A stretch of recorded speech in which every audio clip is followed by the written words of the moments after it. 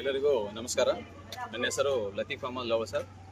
ನಾನು HPS ಬರವಾಡ ಶಾಲೆಯಲ್ಲಿ ಗಣಿತ ಮತ್ತು ವಿಜ್ಞಾನ ಶಿಕ್ಷಕನಾಗಿ ಕರ್ತವ್ಯವನ್ನು ಮಾಡ್ತಾ ಇದ್ದೇನೆ. ಇವತ್ತು ನಾನು ವಿಜ್ಞಾನದ ಒಂದು ಪರಿಕಲ್ಪನೆಯನ್ನು ಆಯ್ಕೆ ಮಾಡ್ಕೊಂಡಿದ್ದೀನಿ. ಯಾವುದಪ್ಪ ಅಂತಂದ್ರೆ ವಸ್ತುಗಳು. ಈ ವಸ್ತುಗಳಲ್ಲಿ ಮುಖ್ಯವಾಗಿ 3 ವಿಧಗಳು. ಒಂದು ಘನ ವಸ್ತುಗಳು, ಎರಡನೇದು ದ್ರವ ವಸ್ತುಗಳು, ಮೂರನೇದು ಅನಿಲ. ಈ ಘನ ವಸ್ತುಗಳಲ್ಲಿ ಈ ಉದಾಹರಣೆಗೆ ಇದು ಕಲ್ಲು.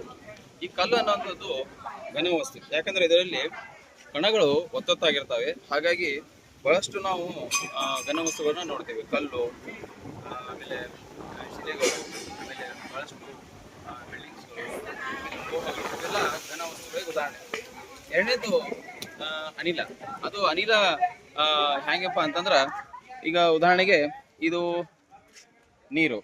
ಈ ನೀರು ಇದಕ್ಕೂ ಕೂಡ ಒಂದು ವಸ್ತುವಿನಲ್ಲಿ ಬರ್ತದೆ. ಅದು ಯಾವುದು ಅಂದ್ರೆ ಅದು ದ್ರವ ಸ್ಥಿತಿ ಅಂತ ನಾವು ಕರಿತೀವಿ. ಯಾಕಂದ್ರೆ ಅದರಲ್ಲಿ ಅಣುಗಳ ಅಂತರ ಸ್ವಲ್ಪ ಘನಗಿಂತ ಕಡಿಮೆ ಇರುತ್ತೆ. ಈಗ ಮೂರನೇದು ಏನಪ್ಪಾ ಅಂತಂದ್ರೆ ಅನಿಲ. ಈಗ ಉದಾಹರಣೆಗೆ ನೀವು ನೋಡ್ಬೋದು, ಈ ಎಲೆಗಳು ಚಲನೆಯಲ್ಲೇ ಸ್ಥಿತಿ ಇದ್ದೀವಿ. ಯಾಕಂತಂದ್ರೆ ಆ ಗಾಳಿಯಿಂದ ಅವು ಎಲೆಗಳು ಏನಾಗ್ತಾ ಇದಾವೆ, ಒಂದು ಸ್ಥಳದಿಂದ ಇನ್ನೊಂದು ಸ್ಥಳಕ್ಕೆ ಅವು ಅಲುಗಾಡ್ತಾ ಇದ್ದಾವೆ.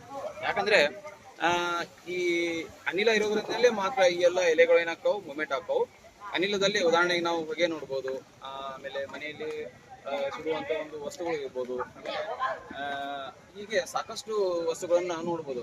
ಹೀಗೆ ವಿಜ್ಞಾನದ ಒಂದು ಈ ಪರಿಕಲ್ಪನೆಯಾದ ಘನ ವಸ್ತು, ಘನ ದ್ರವ ಮತ್ತು ಅನಿಲ ಕುರಿತು ಒಂದು ಸಣ್ಣ ಚಟುವಟಿಕೆಯನ್ನು ಮಾಡಿದ್ದೇನೆ. ಎಲ್ಲರಿಗೂ ಧನ್ಯವಾದಗಳು.